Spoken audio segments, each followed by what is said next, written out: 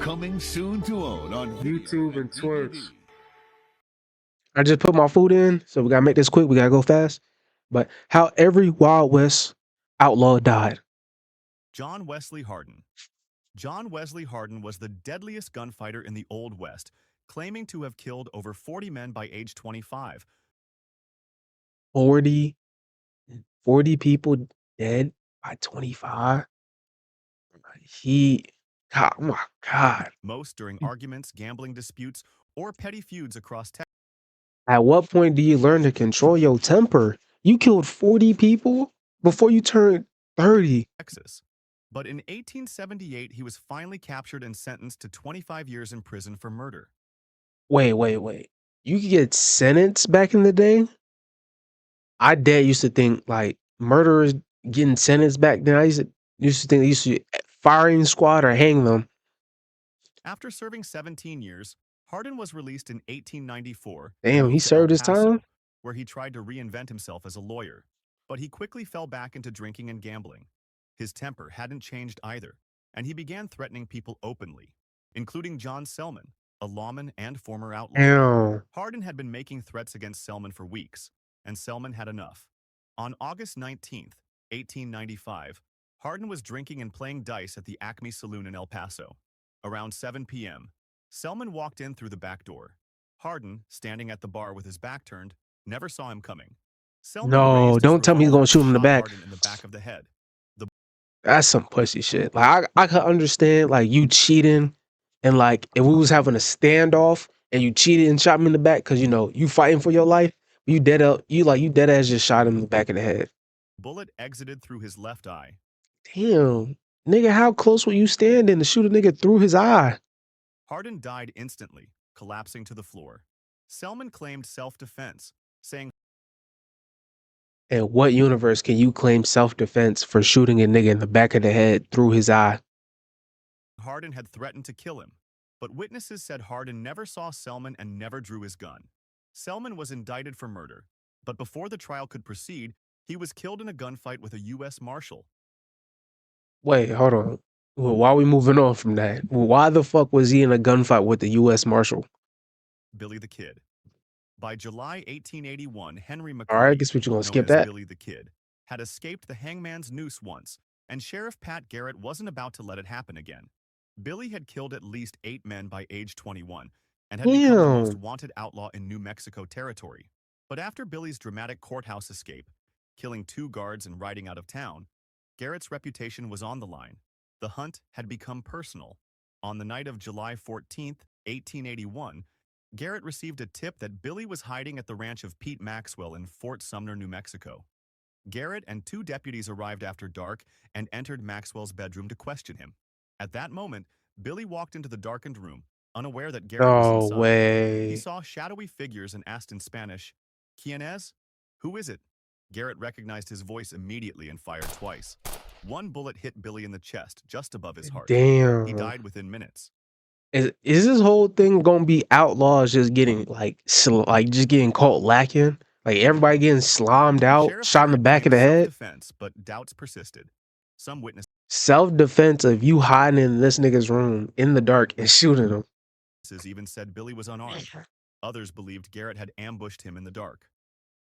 Bell Star. By Else, oh February shit, 8th, this had nigga look like a ambushed him in the crack. dark. He look like a Bell crack addict. I mean, eyes just. I mean, god damn, nigga, look at his pupils. That motherfucker's dilated. This shit look like bug eyes. Star.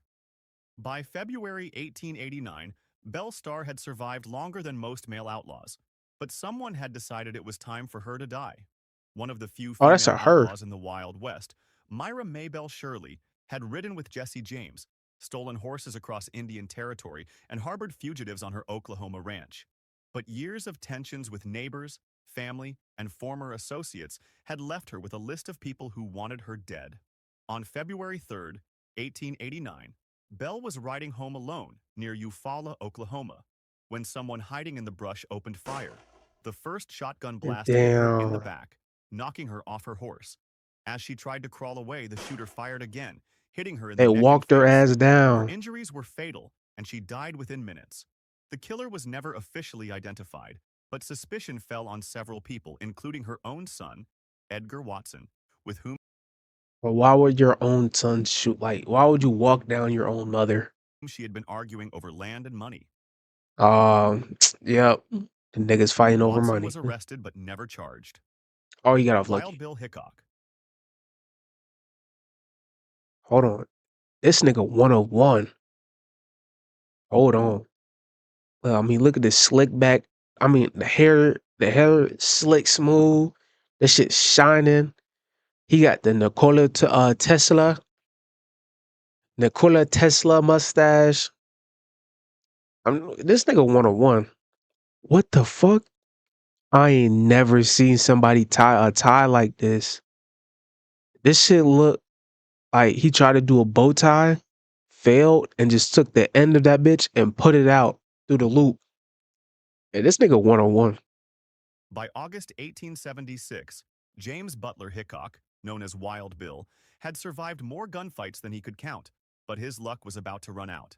The former lawman and scout was considered nearly impossible to kill in a fair fight. On the afternoon of August 2nd, 1876, he sat down for a poker game at Nuttall and Mann's Saloon No. 10 in Deadwood, South Dakota. He always preferred to sit with his back to the wall so he could watch the room. But that day, his usual seat was taken. For the first time in And it always be the one time. It's always the one time you don't do your usual shit. Everything go wrong. his life, Wild Bill reluctantly sat with his back to the door. This was a huge mistake. Damn, the one time you sit with your back to the door. A drifter named Jack McCall entered the saloon. McCall had lost money to Hickok the previous day, and Hickok had given him money for breakfast, which McCall took as an insult. Well, damn, nigga. Could have said fuck you, slapped you, told you to get out after I stole all your money. Nigga, I'll just try to give you a little something for the morning, bro. Like I won the shit fair and square, nigga. Don't be mad at me, you lost. Shortly after 4 p.m., McCall walked up behind Hickok, drew a revolver, and shot him in the back of the head. The Damn. bullet passed through Hickok's skull and lodged in the wrist of another player. Wild Bill collapsed forward, dead instantly. He was holding two pairs, black aces and black eights, a hand that became known as the dead man's hand. McCall See, but even when he died, this nigga was on some legendary shit though. Like, you was hating so hard and nigga beat you in gambling that he had to he had to offer you money because he felt bad. Like, the nigga's so legendary, he got his own hand in this shit, bro, in poker. I'm not even trying to glaze too hard, bro. fled but was Just keeping it quickly up. captured. At his first trial in Deadwood, he claimed Hickok had killed his brother and was acquitted by a sympathetic jury. What? And what universe is that okay? It's the Wild West, so I guess. But months later, he was retried in a federal court, found Yeah, I was guilty, about to say, and hanged. legally, you can't. Jesse James, Holy shit, that nigga is a fucking court, not found incel, guilty, but this nigga's a hanged. squeaker. Jesse My boy looked freshly 12. God damn. James. By April 1882, Jesse James had pushed his luck too far. After years of bank and train robberies across the Midwest, he had a $10,000 bounty on his head. $10,000? $300,000 in today's money? You know how much shit you gotta do to get a $300,000 bounty? There's people out there today that can't even get a $300,000 bounty. That shit's insane. But this nigga looks young as hell. He don't look his Equivalent to age. over $300,000 today. Most of his gang was dead or in prison, and Damn. Jesse was hiding under the alias Thomas Howard in St. Joseph, Missouri, with only Missouri? two men he trusted, Charlie and Bob Ford. What Jesse didn't know was that the Ford brothers had already made a deal with Missouri Governor Thomas Crittenden.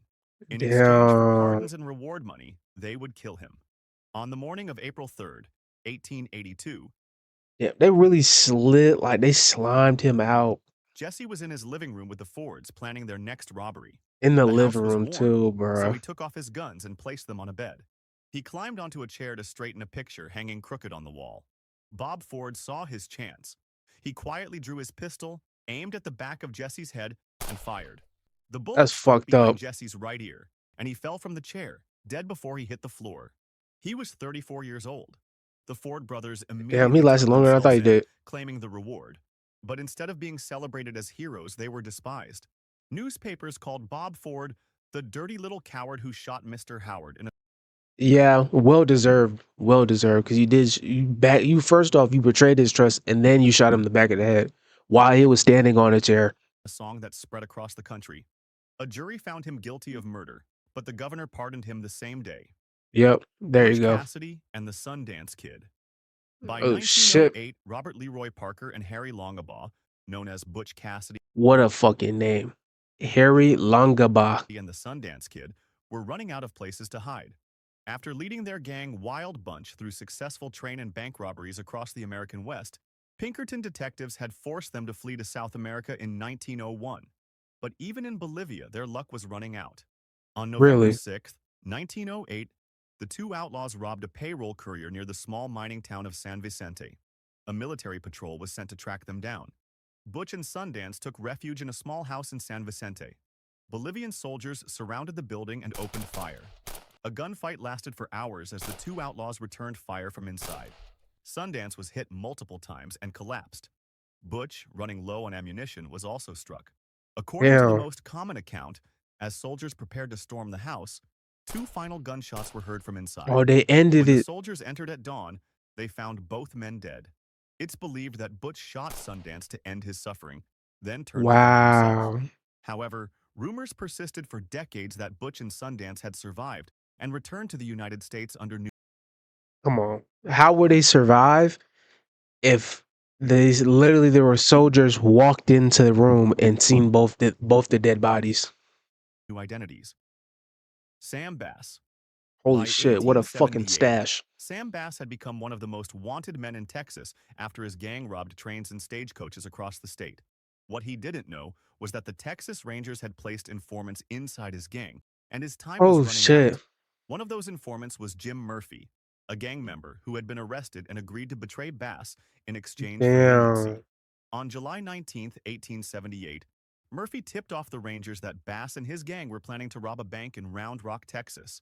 As Bass and two gang members, Seaborn Barnes and Frank Jackson, walked toward the bank, they stopped at a store to buy supplies. A local lawman noticed they were armed and tried to question them. A gunfight broke out immediately. Barnes was Damn, nigga, just like that. And a nigga asked, "Yo, bro, why you got guns on you?" You just emptied a clip on him. Oh my god, niggas was crazy. and Bass was shot in the back by a Ranger's bullet that tore through his spine. Gang member Frank Jackson helped Bass onto a horse, and they fled into the countryside. But Bass was dying. Jackson left him under a tree and rode off. Rangers Damn. found Bass the next day, still alive but unable to move. He refused to give up the names of his accomplices. He died on July 21st, The real nigga though, he held it 1878, down. his 27th birthday. Clay Allison. Holy shit.